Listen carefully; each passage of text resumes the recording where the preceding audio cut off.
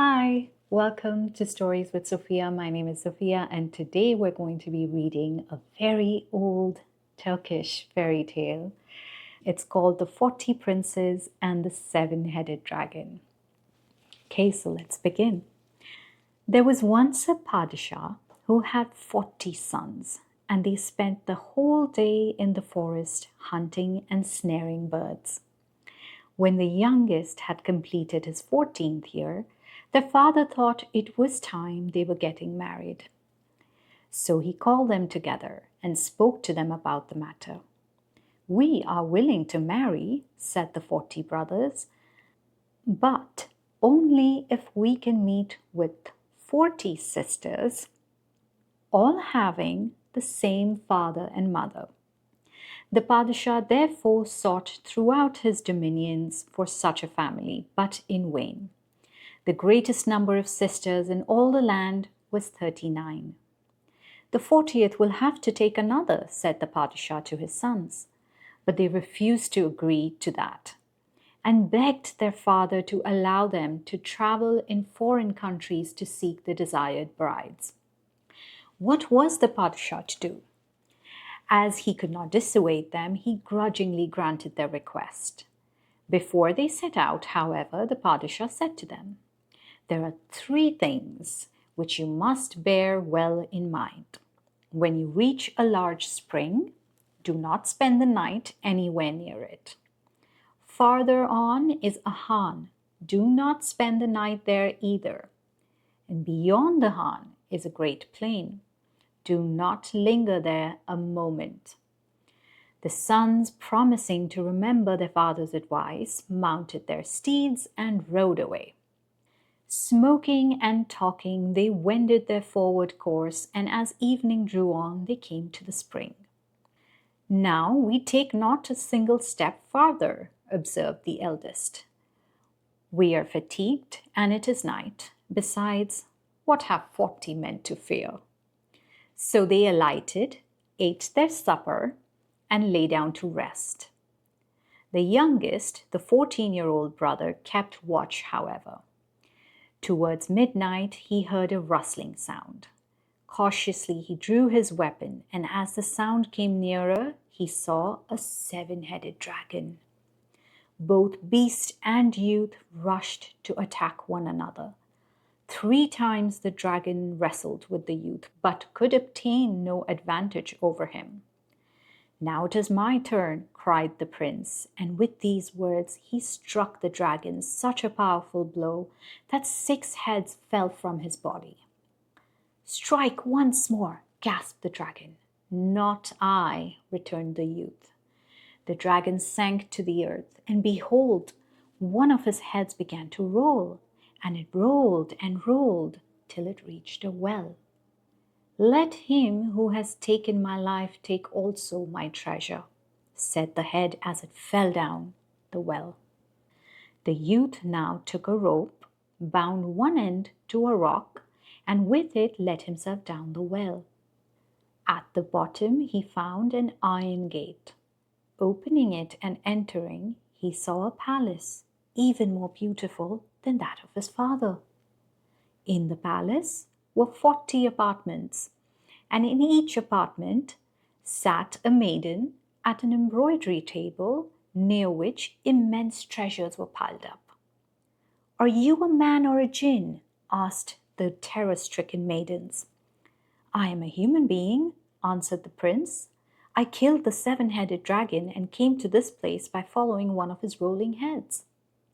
Now the 40 maidens rejoiced. They all embraced him and begged him to remain with them. Incidentally, they informed him that they were 40 sisters whom the dragon had stolen. He had killed their parents, and now they had not a single friend or relation in the wide world. "We are 40 brothers," said the prince, "and seek 40 maidens." Then he told them he must ascend to his brothers, but that soon he would come again to fetch them away. He came up from the well and went to the spring, where he lay down and fell asleep. Early next morning, when the 40 brothers awoke, They began to laugh at their father's attempt to frighten them about the spring. They set off again and continued their way until evening, when behold, the Khan their father had mentioned stood before them. "We go no farther tonight," said the elder princes. The youngest, however, expressed the opinion that it might be well to follow their father's advice, but the others would not listen to him. They ate their supper, said their prayers, and lay down, but the youngest kept watch as before. Towards midnight, he again heard a noise. With his drawn sword in hand, the young prince found himself confronting another seven-headed dragon, larger and more frightful than the one he had slain the day before. The dragon straightway attacked the youth, but without effect. Then the youth fell on the dragon so furiously that 6 of his 7 heads fell. The monster begged for another blow as a coup de grace, but the prince declined. As on the previous occasion, one of the heads rolled into a well. The youth followed it and discovered a larger palace and greater treasures. Noting the place, he returned to his brothers, lay down, and fell asleep so soundly after the fatigues of his combat that his brothers had to rouse him next morning. Mounting their horses again, they pursued the journey up hill and down dale until by sunset they had reached a great plain. They ate and drank and were just going to lie down when suddenly an awful shriek was heard, and the mountains seemed to quake. Terror seized everyone as they caught sight of a gigantic 7-headed dragon spitting fire and roaring. "Who has killed my 2 brothers?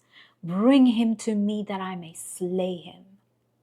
The youngest saw plainly that all his brothers were paralyzed with fear and unable to do anything. He delivered to them the keys of both wells, telling them to take home the 40 maidens and the treasure. He promised that when he had killed the dragon, he would follow them. The 39 sprang on their horses and rode away. Now we will return to the youngest. The conflict between the prince and the dragon was a stern one, and they fought a long time without either overcoming the other. When the dragon realized that the struggle was in vain, he said to the prince, "If you will go to the land of Chinimachin and bring me the Padishah's daughter, I will spare your life." The prince consented to the condition, for he was too exhausted to continue the combat any longer. Champalak, as the dragon was called, gave the prince a bridle and instructed him as follows. "Every day a magic horse, Ajgar, grazes here. Catch him, put this bridle on him, and command him to take you to the land of Chinimachin." So the youth took the bridle and waited for the magic horse. The golden-hued steed came flying through the air, and no sooner was the bridle laid upon him than he said, "Command me, little Sultan, shut your eyes, open your eyes." And behold, there was the youngest prince in the far-off land of Chinimachin. He alighted from the horse, took off the bridle, and walked into the city. Entering an old woman's hut, he asked whether she could find him lodgings. "Willingly," answered the woman. She offered him a seat and prepared some coffee. While he was drinking, he made inquiries as to the condition of the country. "A 7-headed dragon," said the old woman, "has fallen violently in love with our sultan's daughter. For years there has been war on her account, and we cannot get rid of this monster." "And the sultan's daughter?" questioned the prince. "She inhabits a kiosk in the Padishah's garden," answered the old woman, "and away from it she dares not stir a step." Next day the prince went to the Padishah's garden and asked the gardener to take him into his service. He begged so earnestly that at length the man took pity on him. "You have no other duty but to water the flowers," said the gardener. The sultan's daughter saw the young man, and she called him to the window. asking him how he came to be in that land. The young man told her that his father was a padishah, and then he described his fight with Champalak and how he had promised to bring him the sultan's daughter. "But fear not," continued the prince. "My love is much greater than that of the dragon, and if you will come with me, I know how to destroy him." The maiden had herself fallen in love with the handsome prince, and moreover wished to escape from her constant imprisonment. Her trust in the prince was so great that one night they left the kiosk together in secret and repaired to Champalak's plain. On the way, they discussed what the maiden might do to discover the dragon's talisman. For through the talisman, the prince meant to destroy the monster. We may imagine Champalak's joy when he saw the sultan's daughter before him. "What happiness that you have come! What happiness that you have come!" he repeated again and again as he caressed the princess, who was weeping all the time. Days and weeks elapsed, but the princess never dried her tears. "If you would at least tell me what your talisman is," she said one day to the dragon, "perhaps my days would not be quite so wearisome." "My darling," replied the dragon, "it is guarded in a place impossible of access. In a certain country there is a large palace, and whoever gets into it never gets out again." This was all the prince needed to know. He took his bridle, threw it in the sea, and the golden-hued steed appeared. "What is your command, little sultan?" "To the palace of the dragon's talisman." Shut your eyes, open your eyes, and there he was at the palace. As the prince dismounted, the magic horse said to him, "Fasten my bridle to the iron rings at the palace gate. When I neigh once, knock the rings together and the gate will open. The gate is a lion's jaw, and if you can cut it asunder with a single blow of your sword, you are safe. Otherwise, your last hour has come." Accordingly, the prince fastened the magic horse to the rings, and when it neighed, the gate opened. The prince struck the gaping jaws of the lion a stout blow and split the creature asunder. This done, he cut open its stomach and took therefrom a cage containing 3 doves, so beautiful that their equals had never been seen before. Taking one in his hand, he stroked its plumage, caressed it, and prrr, it suddenly flew away. If the magic horse had not quickly flown after it, caught it, and wrung its neck, the prince would never have met his lady love again. Now he remounted his magic horse. Shut your eyes, open your eyes, and he found himself once more at Champalak's palace.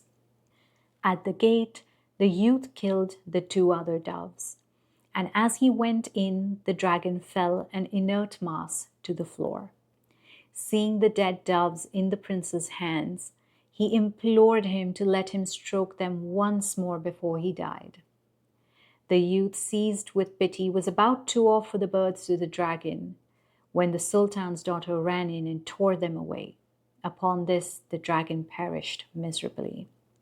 "Fortunate it was for you," said the magic horse, "that you did not give him the birds. New life for him was in their touch." As there was no further use for it, the bridle now disappeared, and with it the magic horse.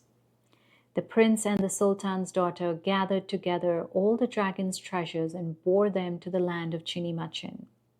The padishah had become quite ill through worrying about the disappearance of his daughter. Search had been made for her throughout the length and breadth of his dominions, but as she could not be found, the padishah had come to the conclusion that she had fallen into the power of the dragon. When the princess appeared again, safe and sound, he gladly gave her in marriage to the prince, and the wedding was celebrated with great rejoicings. After the honeymoon, they set out with a brilliant retinue of soldiers for the palace of the prince's father. The prince was thought to have died long ago, and his claim to be indeed the prince would hardly have been accepted had he not related the story of the 3 dragons and the 40 sisters. His 39 brothers married 39 of the sisters. The 40th became the wife of the princess of Chinnimachin's brother. And henceforth they all lived in the greatest happiness. The end.